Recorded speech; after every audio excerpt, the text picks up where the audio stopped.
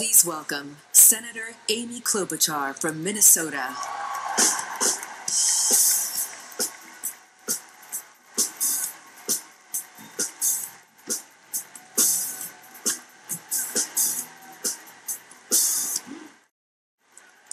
Hello, friends. Hello, Democrats. I'm here to make the case for a leader who, as you just saw, is focused on security. Security for our country, security for our economy, and our democracy.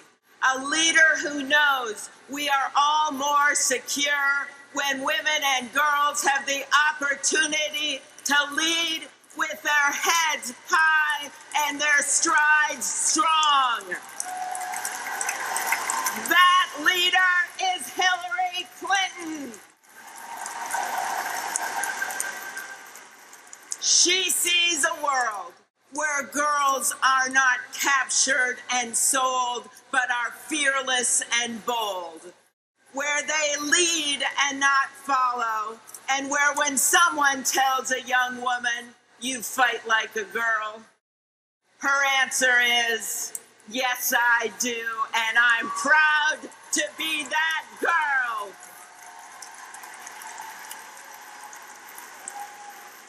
Now, delegates, here is one challenge. Today, millions of people in the world are held in forced labor or sexual servitude. Human trafficking hits home for me. I'm a former prosecutor. A few years ago in Minnesota, a 12-year-old girl got a text to go to a party. A man picked her up in a parking lot and raped her. She ended up in a hotel and was forced to take explicit pictures of herself. They were posted online, and then she was sold to 2 more men. They got that guy. Our Justice Department and law enforcement went after him, and last December, he was convicted by a jury.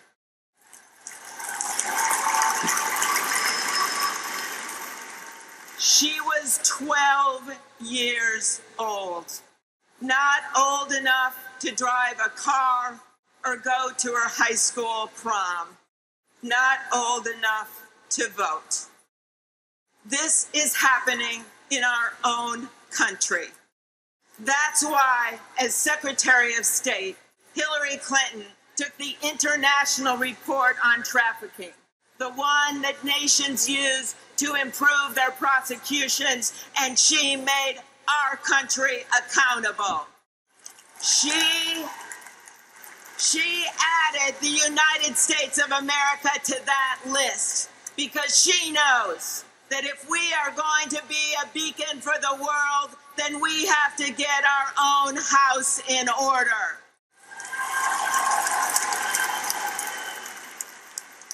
And when Hillary said, "Human rights are women's rights, and women's rights are human rights," she named sex trafficking as a violation of those rights.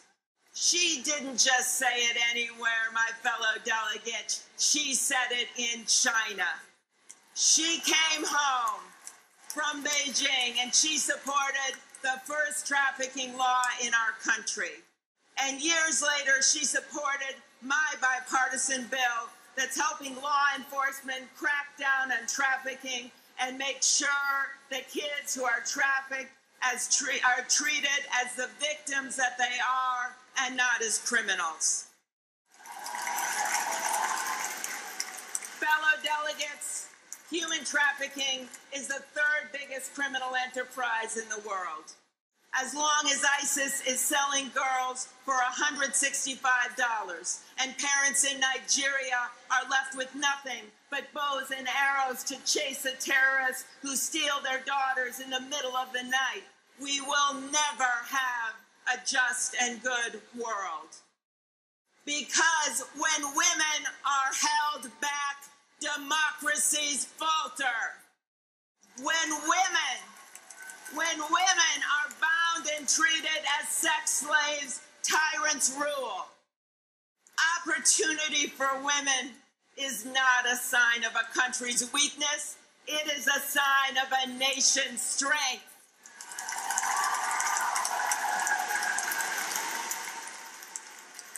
Or maybe, just maybe, Mark Twain said it best. What would men be without women? Scarce, sir, mighty scarce.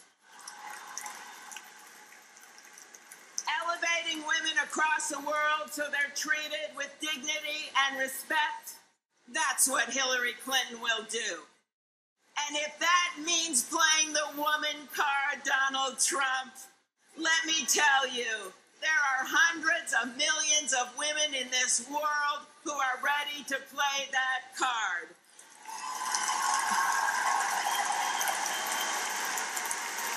And in the United States of America, it's called the voting card.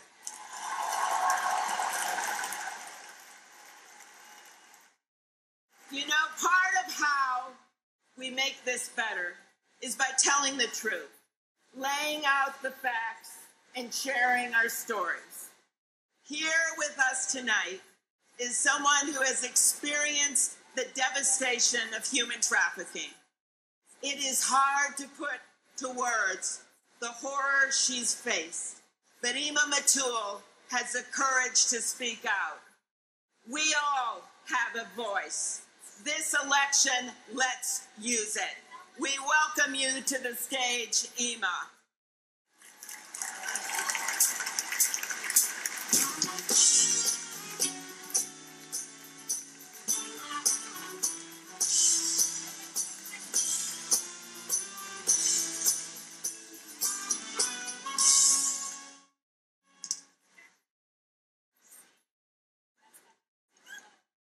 Thank you, Senator, for your words and your words.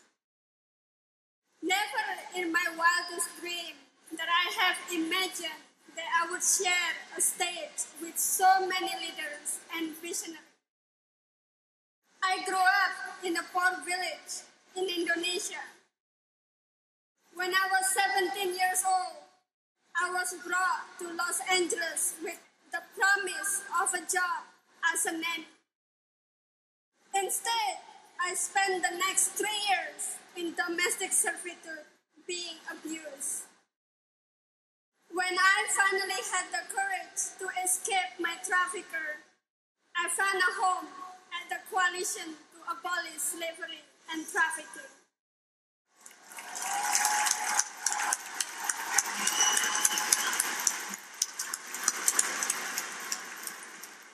After I got the support I needed, I found the strength to organize survivors from across the country.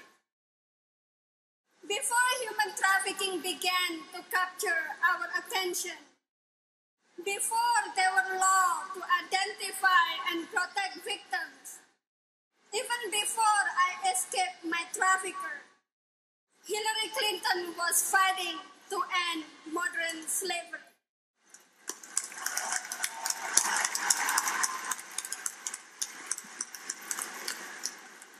And throughout her career, Hillary kept up the fight. Human trafficking is not just happening overseas. It is happening right here in our backyard. Every day, I hear stories just like my own. Still, I have hope. There is a growing awareness about the devastating impact of human trafficking. There is growing embrace of survivors in our communities and businesses and churches. And there's growing commitment to finding innovative solutions to make sure this generation of survivors will be the last.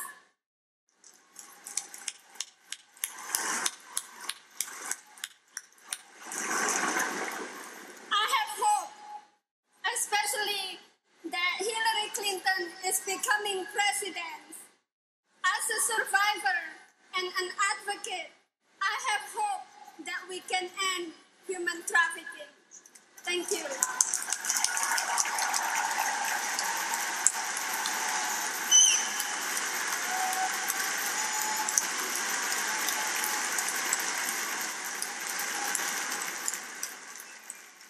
Ladies and gentlemen, please welcome former Secretary of State Madeleine Albright.